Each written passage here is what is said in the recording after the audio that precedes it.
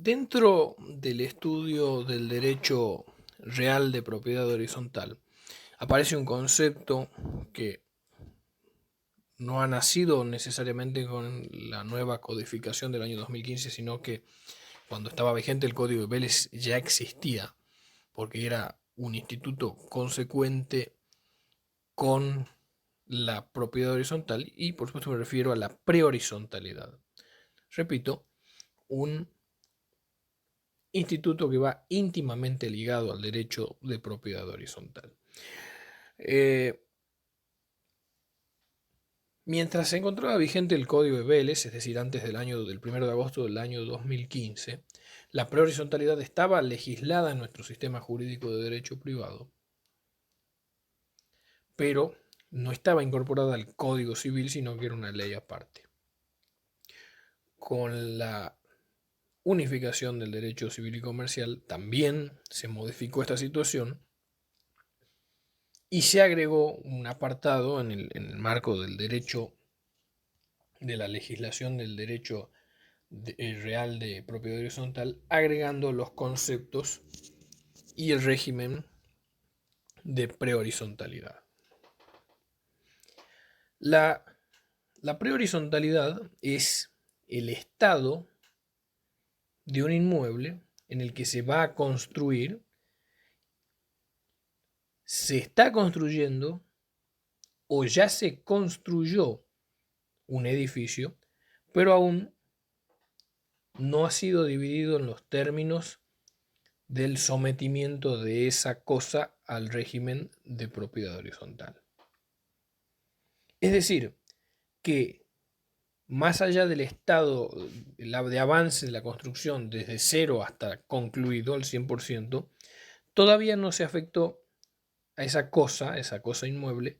al régimen de la propiedad horizontal, porque por supuesto nos faltaría la redacción del reglamento de propiedad horizontal a través de una escritura pública y su consecuente inscripción en el registro de la propiedad inmueble.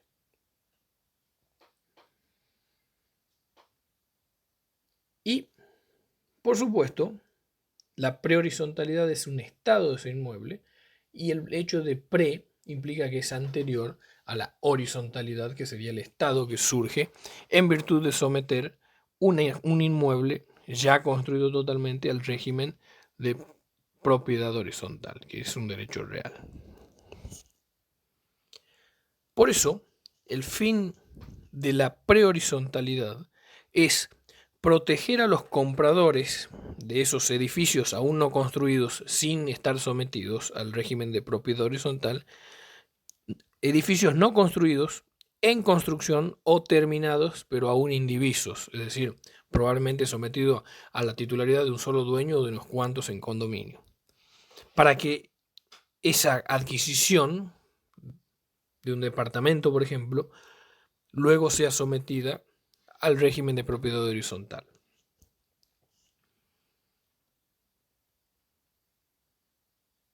Lo que ocurre generalmente en la práctica inmobiliaria, de los negocios inmobiliarios, es que el dueño de un terreno tiene la intención de construir un edificio para poder así comercializar las unidades locales comerciales, departamentos, oficinas, consultorios, cocheras, pero en la práctica se vende aún sin construir porque eso va a servir para poder ir financiando la obra. El problema se da en que la propiedad horizontal se establece, se afecta a un inmueble cuando ya está construido. Y acá la cuestión es que aún no lo tenemos construido. Por eso aparece el concepto, el instituto de la prehorizontalidad, que va a permitir que nosotros podamos comercializar futuras unidades que van a ser sometidas al régimen de propiedad horizontal.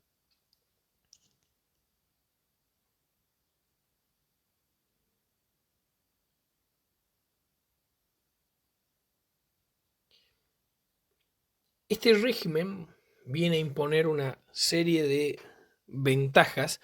no solo para el dueño del terreno, sino también para el dueño de la futura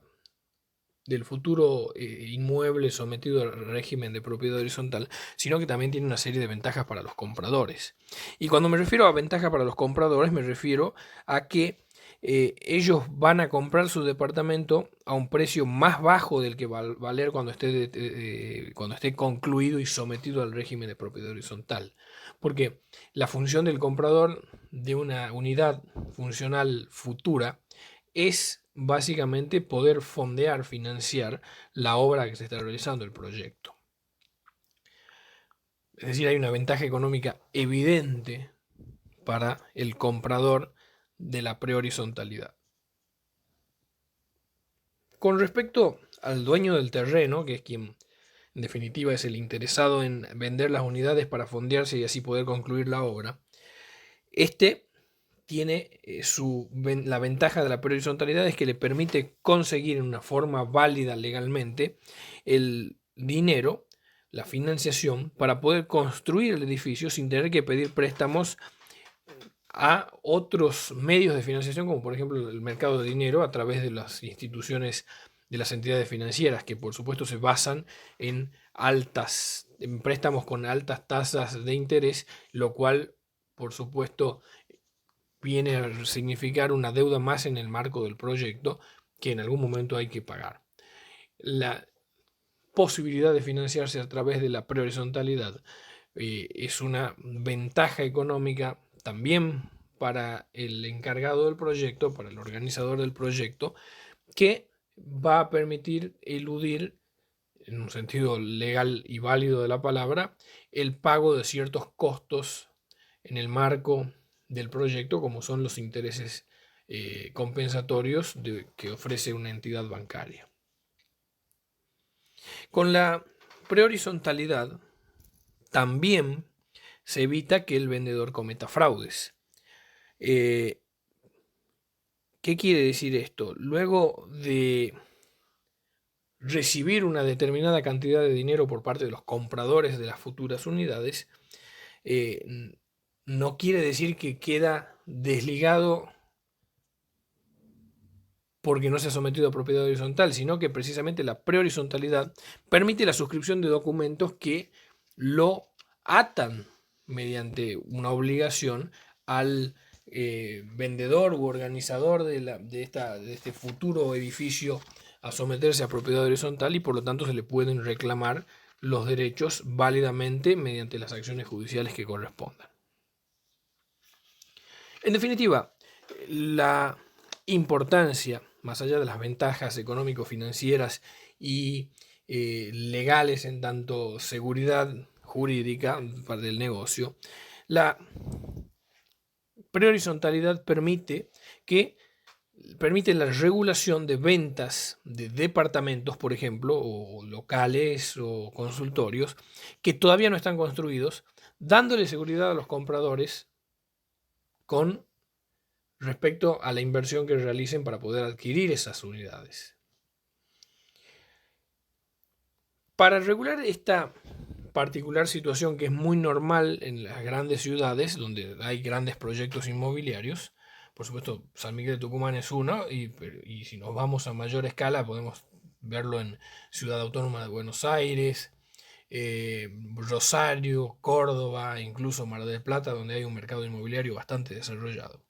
Para regular esta situación, que es una realidad social, se dictó antes del año 2015 la ley 19.724, cuyo fin era lograr la protección de los compradores con la publicidad registral para que por supuesto sea oponible a terceros. Dicha ley fue derogada por la ley 26.994 por su artículo 3, cuando se pone en vigencia el nuevo código a partir del 1 de agosto del año 2015. Actualmente, el nuevo Código Civil y Comercial trata el instituto de la prehorizontalidad, como les había dicho al principio de la clase,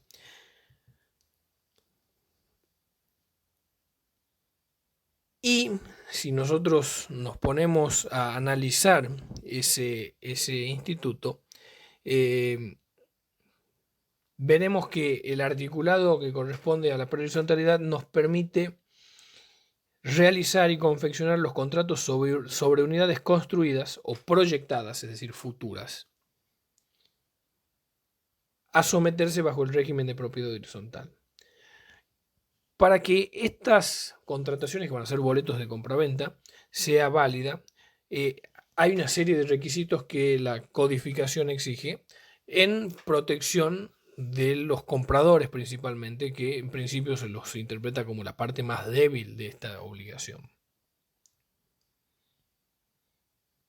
El principal requisito que hay es que el organizador del proyecto va a tener que contratar un seguro obligatorio a favor del que compra, es decir, del comprador. Y este seguro se va a contratar para el supuesto de que no se cumpla con lo pactado o que fracase la operación. Es decir, que no se logre someter la propiedad al derecho real de propiedad horizontal y por lo tanto no va a existir la unidad funcional convenida entre el organizador del proyecto y el comprador. Dentro del Instituto de la Prehorizontalidad se ubican los contratos celebrados sobre unidades funcionales antes de la constitución de la propiedad horizontal. Y así es como lo determina el artículo 2070 del Código Civil y Comercial. Es decir, antes de la afectación a este derecho real. Con respecto al seguro obligatorio, para proteger a los compradores de estas futuras unidades funcionales en edificios todavía sin construir o en construcción o construidos ya totalmente pero aún indivisos, es decir, sin someter al derecho real de propiedad horizontal, aparece en juego un dispositivo jurídico que es el artículo 2071, como ya les adelanté al mencionarles la regulación normativa de la prehorizontalidad. Y este artículo 2000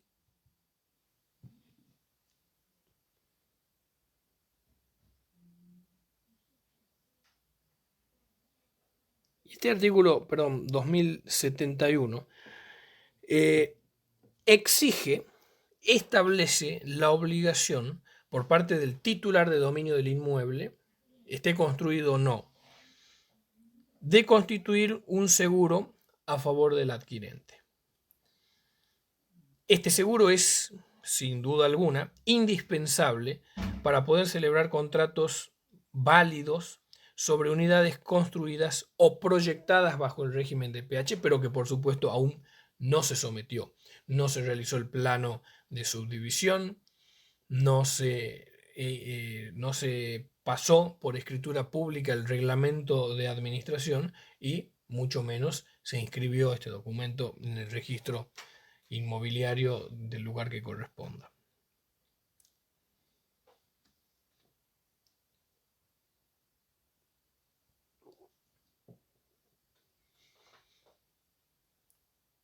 Si el titular de dominio, que es quien va a vender a los compradores, no cumple con esta obligación establecida en el artículo 2071 de nuestro código, va a perder todo derecho contra el adquirente, salvo que cumpla íntegramente con todas sus obligaciones. Pero, como contracara de esto, esta situación de incumplimiento por parte del vendedor no va a privar al adquirente, es decir, al comprador, de sus derechos contra el enajenante. Es decir, que el incumplimiento de la contratación del seguro obligatorio del artículo 2071, lo único que genera es que pierde sus derechos el vendedor, pero se sigue protegiendo la parte débil que es el adquirente de la futura unidad funcional. Esta sanción establecida en el artículo 2071 es exactamente la misma que estaba establecida en el artículo 12 de la vieja ley ya derogada 19.724. Esto se da porque el comprador se ve desprotegido hasta que el dueño del edificio transfiere las titularidades del derecho real de propiedad horizontal por supuesto mediante escritura pública y la tradición, la entrega de cada una de esas unidades funcionales. Hay que tener en cuenta, además de este lapso temporal, que no es un lapso relativamente corto, que durante todo ese plazo también pueden ocurrir embargos, ejecuciones o cualquier acción realizada por los acreedores del dueño del edificio y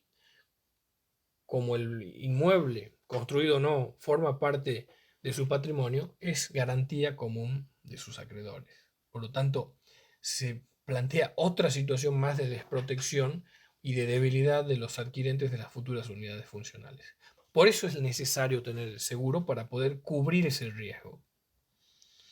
De esta forma, si la prestación es de imposible cumplimiento, me refiero a que, por ejemplo, la construcción no se haya concluido, o hay hipotecas u otros gravámenes como embargos que no pueden ser levantados para poder someter a PH, el contrato se resuelve y se devuelve lo pagado a cuenta, o si se pagó todo, con más los intereses que correspondan. Con respecto a la cobertura que ejerce que implica este seguro obligatorio, el seguro cubre el riesgo del fracaso de la operación y por lo tanto su cobertura va a comprender una serie de rubros. Esos rubros son, en primer lugar, se van a reintegrar las cuotas abonadas más un interés retributivo que va a estar pactado en la póliza del seguro contratado al efecto. Siempre en favor del comprador. Y a la par del reintegro de estas cuotas abonadas con más un interés, el segundo ítem de la cobertura del seguro en favor del comprador incluye el reintegro de las cuotas abonadas, no es más, sino que en otro caso se va a plantear el reintegro de las cuotas abonadas con más la liberación de todos los gravámenes que el adquirente no asume en el contrato preliminar. Igualmente, dentro del marco del seguro obligatorio, aparecen una serie de contratos en los cuales no se aplica la obligación de realizar esta cobertura, es decir, de contratar el seguro obligatorio. En ese sentido, el artículo 2072 del Código Civil y Comercial de la Nación establece cuáles son los contratos en donde no se aplica el seguro obligatorio por parte del titular dominial del inmueble.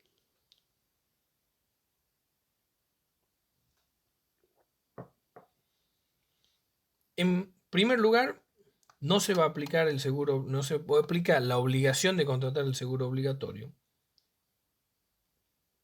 en los contratos en los que la constitución de la propiedad horizontal resulta de la partición o liquidación de comuniones de cosas o bienes, o de la liquidación de personas jurídicas. En este caso, no hay contrataciones entre terceros. Como la finalidad de la prehorizontalidad y del seguro obligatorio es proteger al comprador a fin de impedir que el propietario del inmueble, como por ejemplo del terreno, desbarate sus derechos,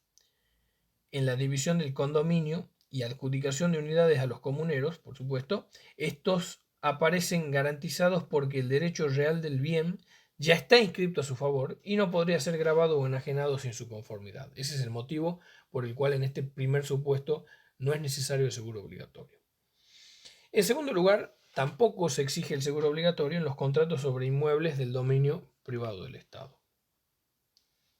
En ese caso, el Estado es suficiente garante por su solvencia y reconocimiento en el marco de la sociedad. Y finalmente, no se exige el seguro obligatorio en los contratos sobre construcciones realizadas con financiamiento o fideicomiso de organismos oficiales o de entidades financieras especialmente calificadas por el organismo de control.